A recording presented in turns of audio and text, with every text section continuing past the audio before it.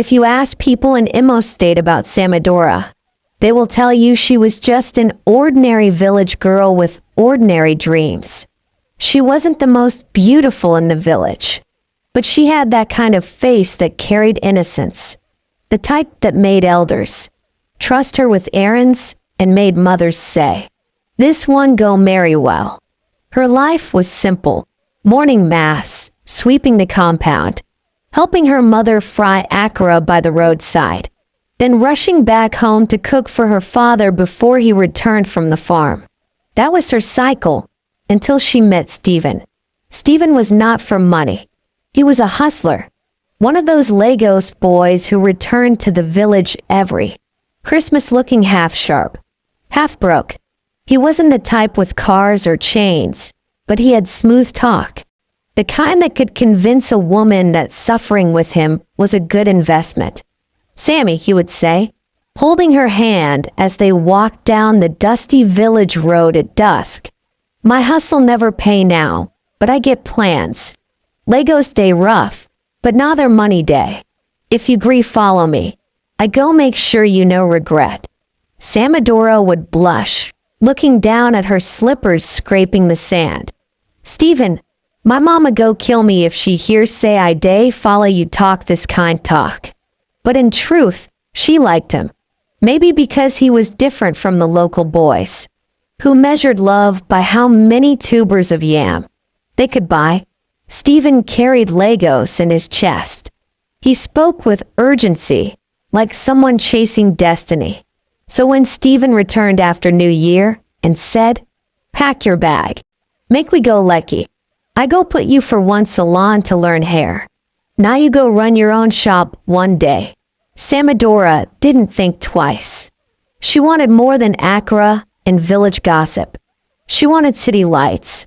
Lagos welcomed her the way it welcomes most new arrivals, with noise, traffic, and the smell of opportunity mixed with exhaust fumes.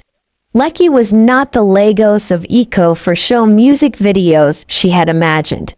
Sure, there were big houses and flashy cars, but Stephen's one-room self-contained was tucked inside a narrow street where you had to fight with Kiki and Okada before reaching the gate. Still, to Samadora, it was paradise compared to her father's mud-walled house. She looked at the tiled floor and the generator in the corner and said, "Chanique, Stephen, you day live like big man oh." Stephen laughed bitterly. "Big man, if only you know how I day sweat for this Lagos. But no worry, not just beginning. You go see." The next week, he enrolled her in a salon, not the biggest in Lekki, but popular enough that madams with money came to do their hair, lashes, and nails. That was where Samadora's eyes first opened. The apprentices were many, young girls like her, mostly from different villages, chasing the same dream, to learn work, graduate, and maybe one day own a shop. They worked hard, washing wigs, scrubbing floors, running errands. But the real show started when the customers walked in. The first time a Lekki girl entered the salon, Samadora almost dropped the bundle of braids she was holding. The girl looked like someone from another planet. Hair laid to perfection, lashes long enough to sweep the air, nails like claws, skin glowing like palm oil under sun. And behind her, a backside so massive, Samadora's mouth went dry. The girl walked like she owned the air, talking into her iPhone with English too fast for Samadora to follow. When she sat, she didn't even glance at the apprentices. Lash refill, nails, and Brazilian install. "I don't want stories," she said, her voice sharp. Samadora whispered to Amanda, the girl sitting beside her. "This one nah celebrity." Amanda chuckled. "Celebrity coup? Not just Lekki babe. You go see plenty of them." And true to her words, plenty came. Some were arrogant, snapping at apprentices like they were slaves.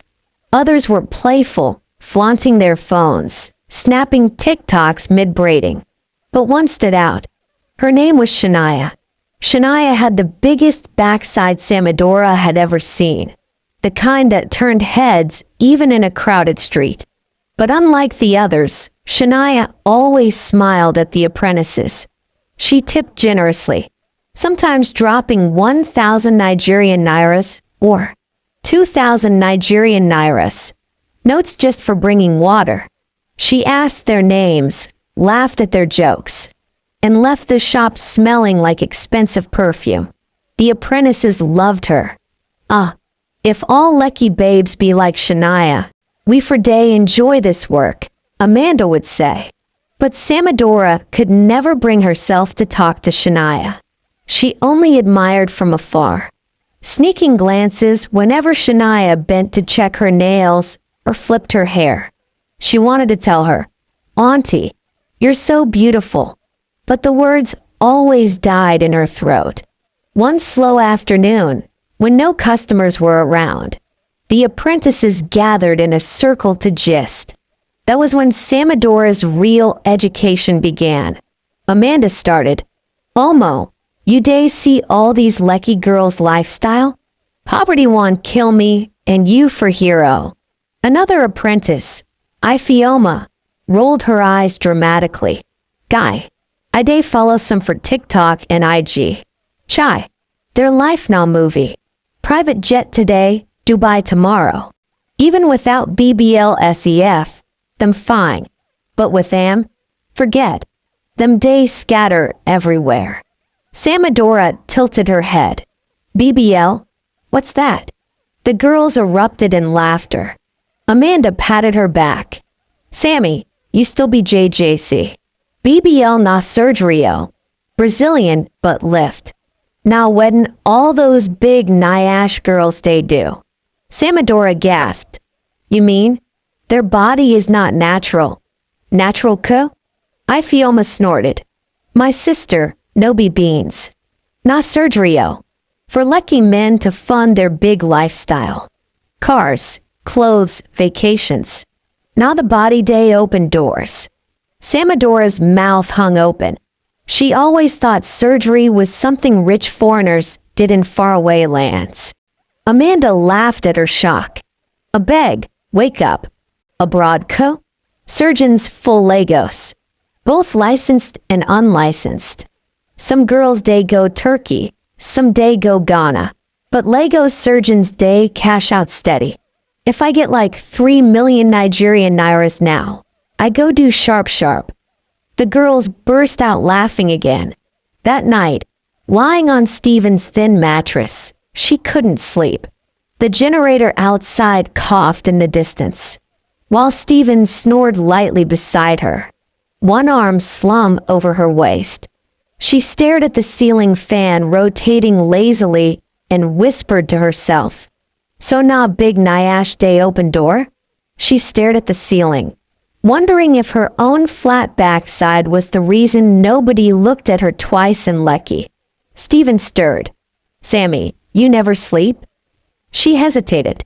"Stephen, why all these Lekki girls they live like queens? Them get money, cars, everything. Meanwhile, we day here day manage." Stephen sighed, rolling over to face her. His eyes, tired from hustling all day in Lagos traffic, softened as he looked at her. "My baby, no let wedding you see confuse you. That life, no be as e day shine outside, e day inside. Soft life way no get foundation day scatter quick. If you hold me small, I go blow one day. Not patience we need." But his words, though sincere, sounded like smoke against the perfume-filled images dancing in her head. The next week, Shania came again. Shania didn't walk into the salon. She glided. Everything about her screamed attention, from her bodycon dress that hugged her famous curves to the designer handbag she swung like a trophy. The air shifted when she entered. Apprentices straightened their backs. Madame herself stood to greet her, and even customers glanced in admiration. Unlike other Lekki babes who barely noticed apprentices, Shania smiled warmly. "Good afternoon, girls," she said, her voice honey smooth. "Good afternoon, ma," they chorused, some almost bowing. She laughed lightly. "Beg, no call me Mao. Na Shania be my name." She tipped the girl who brought her water 1,000 Nigerian nairas, dropped another Nigerian naira, 2,000 into Amanda's palm for massaging her feet, and complimented the madam on her wig installation skills. But what struck Samadora most was when Shania's eyes met hers. For a moment, it was like Shania actually saw her. Samadora's cheeks heated, and she quickly looked away. Later, when Shania was leaving, Samadora, against her usual shy nature, rushed to carry her bag to the car. Shania smiled at her, and in a moment that felt unreal, she pressed a card into Samadora's hand. "I like you," she said softly. "You're always looking at me with kind eyes. Call me sometimes." Samadora's heart raced. She wanted to hug her, but only muttered, "Thank you, Ma.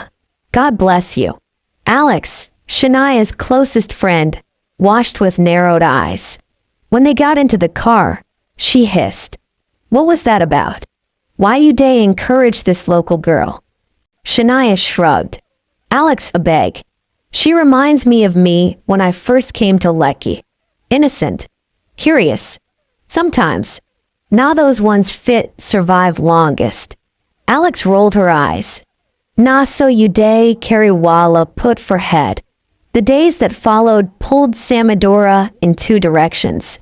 At the salon, the apprentices just never ended. Someone's boyfriend had just bought her a Benz. Another had flown to South Africa for a concert. Someone else was living rent-free in a Banana Island apartment. Every story painted money, men, and BBL as the golden triangle of Lekki life. At home, Stephen was struggling. His small importation hustle was bleeding from too many debts. He was often quiet, sometimes snapping at her when she asked too many questions. Yet, in his rare soft moments, he would say, "Sammy, no worry. This life go better. You and me, we go make am. Just give me time." But time was something Lekki girls never seemed to need. They glowed overnight, transformed by money, surgeries, and connections. Samadora began to wonder if Stephen's dream was too small for her new world. One Sunday afternoon, her phone buzzed. Unknown number. She picked. "Hello? Is this Samadora?" Her heart skipped. That voice. "Yes, who is this?" "It's Shania. I want you to come to my place today. We're going for a small party later. Don't tell anyone at the salon. Just dress nice and calm." Samadora's hand trembled as she held the phone. She lied to Stephen that she was going for an outside work with her fellow apprentices. He nodded distractedly, scrolling on his phone, not suspecting a thing. She wore her best outfit, a cheap gown that clung awkwardly, and boarded a kiki straight to Shania's address. When the gates opened, she nearly fainted. The compound was larger than her entire village square. Cars worth more than Stephen's yearly hustle were parked casually like decorations. Shania welcomed her with a hug, handed her new clothes, and smiled. "Tonight, you'll see the real Lekki." That night at the party, Samadora stepped into a world that would change her forever. The hall glittered with chandeliers, bottles of champagne, and music from A-list artists performing live. Big men in Igbata laughed loudly, their fingers heavy with rings. Musicians and actors strolled past like gods. And everywhere, women with massive BBL curves shook their bodies, drawing men like flies to honey. Amadora stood in a corner, frozen, invisible. Her beauty was there, but it was the kind of beauty that whispered while others screamed. Not a single man looked her way. When she got home in the morning, Stephen had already left for work. She sank into bed, replaying the night. Her phone buzzed with Shania's, "Hope you enjoyed yourself." Her reply was simple, but inside her chest, something was burning. Yes, I enjoyed myself. The week after the party felt different.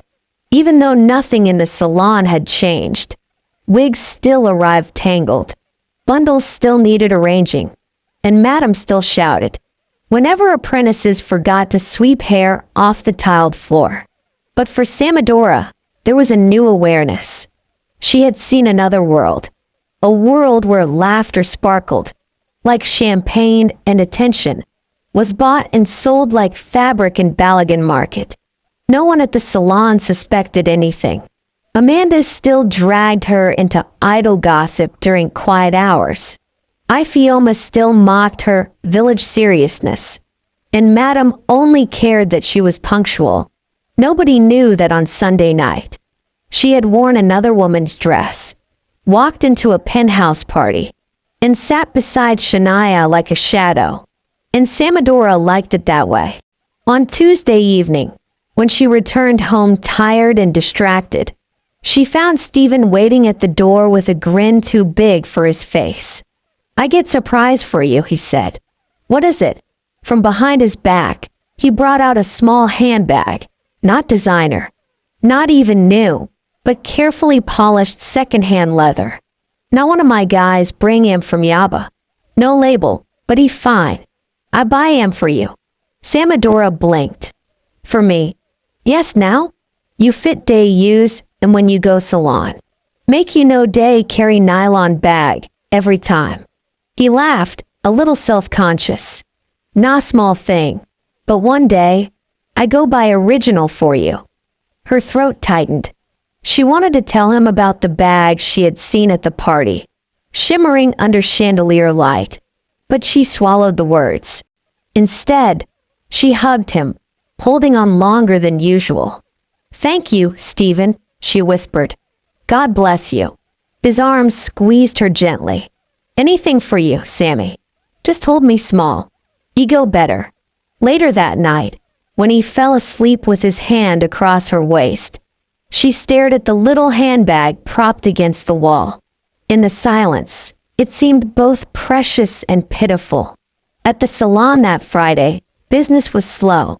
Amanda and Samadora sat outside on a bench, fanning themselves with old magazines. The air smelled of suya drifting from a nearby stall. Amanda leaned back, eyes half closed. "Sammy, sometimes I just daydream. You know, like, maybe one day I fit leave this place. No more sweeping hair, no more madam shouting." Sam smiled faintly. "Leave and do what?" Amanda chuckled. "Anything way fit carry me out of poverty. You think I go mind to live in one Lekki apartment? We're bone straight. Post Instagram pictures, travel small. If I see chance, I go grab him." Sam studied her friend, surprised by the candor. Amanda usually made jokes, not confessions, even if it means. She hesitated. "Changing yourself?" Amanda shrugged. "Sammy, this life no day pity anybody. If I get money, I go fix body. If I see shortcut, I go enter. As long as I no die." She laughed, but her eyes didn't. "Sometimes I just day wonder. Maybe some girls are lucky, and others are just born to suffer." Sam swallowed. She wanted to tell her about Shania, about the invitation, but she couldn't. She forced a smile. "We no go suffer forever." Amanda grinned. "Amen to that." She leaned her head against Sam's shoulder, eyes closing briefly. "But if you ever find door, a beg no forget me. Carry me follow body." Sam's chest tightened. She nodded without speaking. That night, her phone buzzed. "Come to my house tomorrow evening. Alex will be there. We need to talk." Shania. Sam didn't tell Amanda. She didn't tell Madam. Even Stephen thought she was going for outside salon work. She dressed quietly, heart racing, and boarded a kiki straight to Shania's estate. The house still overwhelmed her. the wide compound. The sleek cars, the faint smell of imported roses along the path. Inside, the air conditioning hummed like wealth. Shania welcomed her with a hug and a soft smile. Alex was already on the couch, scrolling through her phone, her sunglasses perched on her head though it was evening. She barely glanced at Sam. "Sit," Shania said. "Relax." Sam sat on the edge of the couch, her palms damp. Shania crossed one elegant leg over the other. "I want to be honest with you, Samadora. This city is not kind to girls who remain ordinary. Beauty is not enough. Look at Alex. Look at me. We are not surviving because of chance. We belong to a circle." Alex finally looked up, her tone clipped. "And in that circle, there are rules. Strict ones." Sam frowned slightly. "Rules?" "Yes," Shania said, her voice calm. "Loyalty, discretion, commitment. You don't speak about us to outsiders. Not to your salon friends. Not to your boyfriend. Not even to your family. If you want to walk this road, you must swear an oath." Sam's chest tightened. "An oath?" Alex leaned forward, her eyes sharp. "Not some childish pinky promise. A real oath. Traditional. Sacred. It protects us. It binds us. It ensures no one betrays the circle." Shania reached for Sam's hand, her touch surprisingly gentle. "I know it sounds frightening, but it is the price of belonging. Without it, you will always be on the outside. You will always be the girl who carries bags, the girl no man notices." Sam's throat ached. I don't know if I can do something like that." Alex smirked. "Then enjoy being invisible. You will continue picking the leftover money from the ground. Let me see how many houses you build with that." Alex laughs. "Which man in his right senses will look at you with that flat nache in your back?" Shania laughs. "Oh please Alex, stop it, some men still likes it." "Alex, yes, broke men like her broke boyfriend." Sam eyes wet already. Shania shot her a look. "Alex." Then she turned back to Sam. "Don't rush. Think about it. But don't wait too long either. This city doesn't reward hesitation." And that's just the beginning of Samadora's journey in Lekki. But trust me, what's coming next will shock you. Will she survive the temptations around her? Or will Lekki swallow her dreams? Make sure you don't miss the next part. It's about to get even hotter. Don't forget to like, subscribe, and leave a comment.